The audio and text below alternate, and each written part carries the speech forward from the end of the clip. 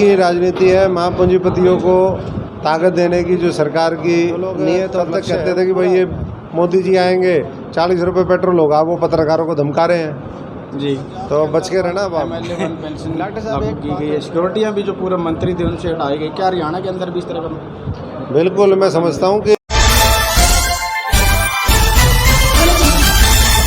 हम बात करें कुछ मुद्दे हैं आज के नए ताज़ा जो अभी जो है महंगाई को लेकर कई तरह के मुद्दे से हम बात करेंगे। डॉक्टर साहब नमस्कार, सबसे पहले तो स्वागत। नमस्कार जसवंत जी, क्या हाल है? बिल्कुल बढ़िया जी। सर महंगाई लगातार बढ़ रही है और इलेक्शन से पहले कुछ जो महंगाई को घटा दिया था, क्या चक्कर है, क्या राजनीति? ये चक्कर ये है कि सारा वोट की राजनीति है, वोट की राजनीति है। महापूंजीपतियों को ताकत देने की जो सरकार की नीयत और लक्ष्य है वो पूरा हो रहा है।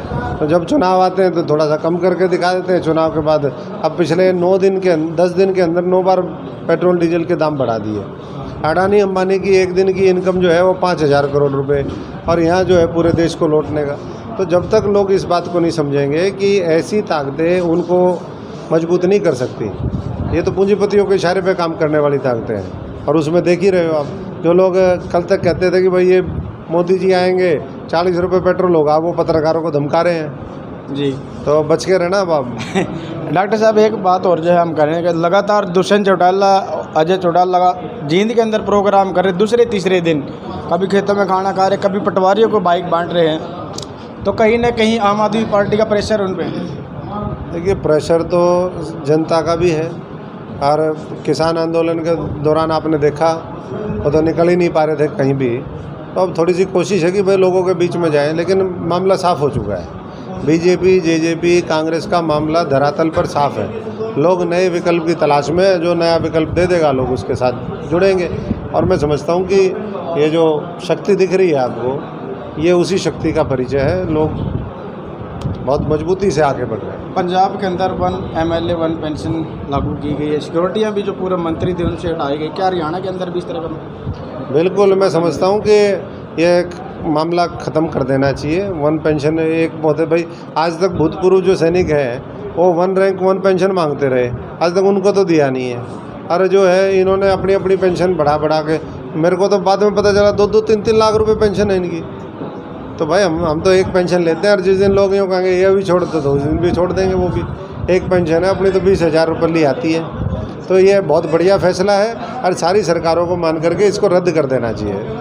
डॉक्टर साहब एक नया आज अखबार के अंदर देखा, 34 शेर जो थी एजुकेशन के अंदर वो तोड़ दी। कहीं ना कहीं गरीब परिवार के बच्चे जो एजुकेशन लेना चाहते हैं उनके लिए एक अच्छा बेनिफिट था, वो तोड़ दी गई। तो क्या लगता है, एजुकेशन सिस्टम को ख़त्म करना चाहते हैं? नहीं, ये तो अनपढ़ों की सरकार अनपढ़ों के लिए और अनपढ़ों के द्वारा चल रही है।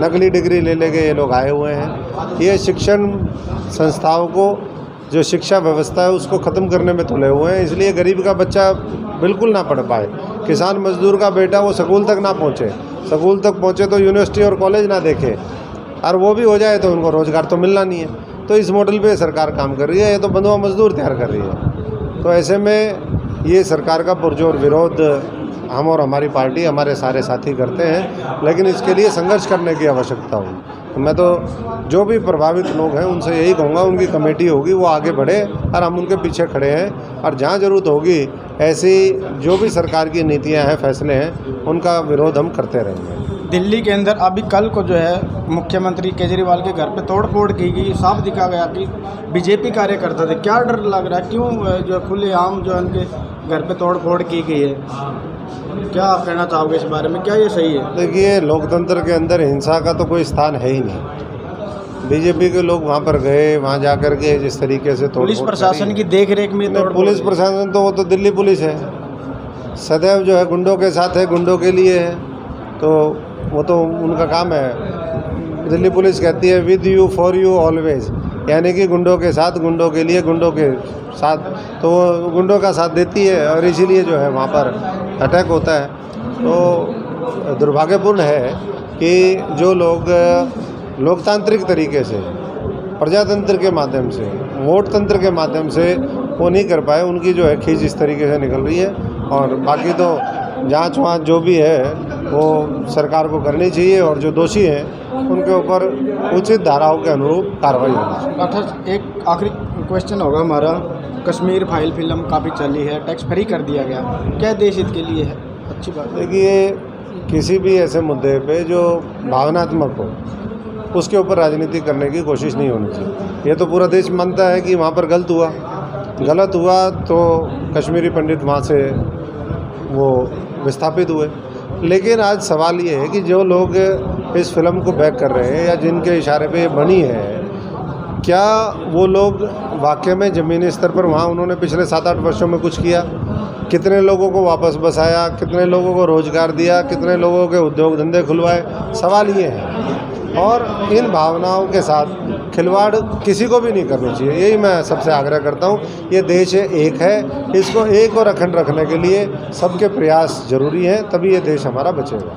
दशहरा फिल्म भी बनी, उसको रोक दिया गया सरकार द्वारा, जिसमें हज़ारों सालों का शोषण एससी समाज पर किया गया है, ओबीसी समाज पर किया गया। क्या लगता है कि ये चाल है बीजेपी की या जानबूझ के उसको दिखाना नहीं चाहते? हज़ारों साल का शोषण जो दलितों ने सहन किया है उसके माध्यम से दिखाया गया ताकि लोगों को एक आईना दिखाया। देखिए, मैं वही कहूँगा कि जो चीज़ें जायज़ हैं, जिससे समाज में सच्चाई और इतिहास तो लोगों के सामने आए, ये बात ठीक है वहाँ तक, लेकिन जिससे समाज में टेंशन क्रिएट हो, वैसे ही मुझे लगता है कि कोई चीज़ लोगों के बीच में नहीं परोसनी चाहिए। और जो क्राइटेरिया और मापदंड होते हैं वो सबके ऊपर बराबर लागू होने चाहिए। कोई भी चीज़ अगर ये लागू रिलीज़ हुई है तो वो भी होनी चाहिए। और मैं समझता हूँ कि उसके ऊपर राजनीति करने के बजाय पहली बात तो ये जो सारे चीज़ें होती हैं इसके पीछे की मंशा देखनी चाहिए हमें, मंशा किसकी क्या है, और नीयत का खेल होता है। लगातार लोग जो है आम आदमी पार्टी की तरफ जा रहे हैं, तो क्या लगता है, क्या रिस्पॉन्स है? यहाँ तो सबसे आम आदमी तो यहाँ पर बैठा है, इससे आम कौन है? जो साइकिल पे चले, पैदल चले, जो लोगों के लिए संघर्ष करे। बाकी तो जो है ड्राइंग रूम की राजनीति करते हैं, इसी में बैठते हैं, संघर्ष करते नहीं है। और तो लोग सही समय पर सही फैसला लेंगे और साथ चलेंगे। Thank you ji.